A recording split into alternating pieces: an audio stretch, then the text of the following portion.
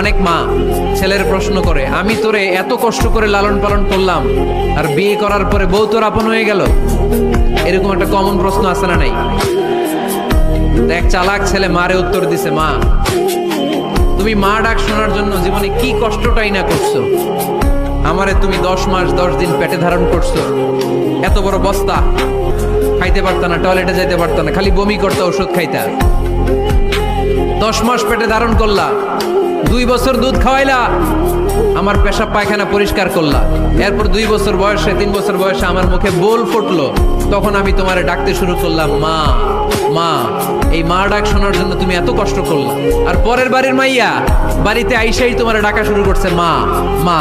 তো যেই লোক তোমারে মা ডাকে তারে আমি ভালোবাসবো না কেন মা? ঠিক কিনা? আমার মুখের মা ডাক শোনার জন্য তুমি এত কষ্ট করলা, কি কষ্ট। আর পরের বাড়ির চিনি না জানি না এক মেয়ে এসেই তোমার ডাকা শুরু করছে মা মা। তো যে আমার মারে মা ডাকে তার স্থান তো আমার হৃদয়ে, ঠিক কিনা? প্রথমে শাশুড়ি আম্মারা শোনেন, মহিলা প্যান্ডেলের শাশুড়িরা, ছেলের বউয়ের উপর রাগ করেন না। আপনার অনেক অভিজ্ঞতা আছে, বৌমার কোনো অভিজ্ঞতা আছে? নতুন এক্সপেরিয়েন্স নাই। বৌমাকে একটু সময় দেন, একটু গুছায় নিতে দেন, পারবে। রান্না ভালো হয় না, পারবে। ঘুম থেকে দেরিতে উঠবে আস্তে আস্তে।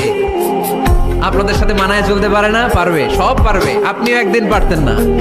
আপনি যখন প্রথম বৌমা হয়ে গেছিলেন ওই কথাগুলো খেয়াল করেন, আপনার দিনগুলো তখন কেমন কেটেছিল।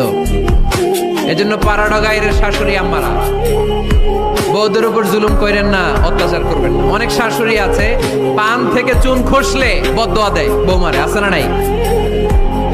কিন্তু এটা কল্পনা করে না যে এটা আমার নিজের পেটে ধরা ছেলের বউ। এই মেয়ের বদদোয়া দিলে তো আমার ছেলের পরিবারের ক্ষতি, আমার নাতি নাতনিদের ক্ষতি। এই কমন যোগ বিয়োগটা বুঝে না। কষ্ট দিবেন না বৌমাকে, খেয়াল রাখবেন।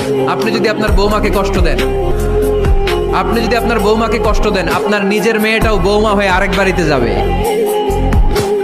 সেও সেই একই কষ্টগুলো পাবে।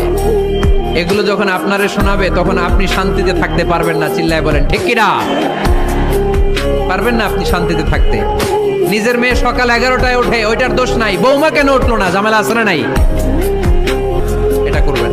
এবার বৌমারা, এই যুগের মেয়েরা, পাড়াডাগারের বৌমারা যারা আছেন, বউ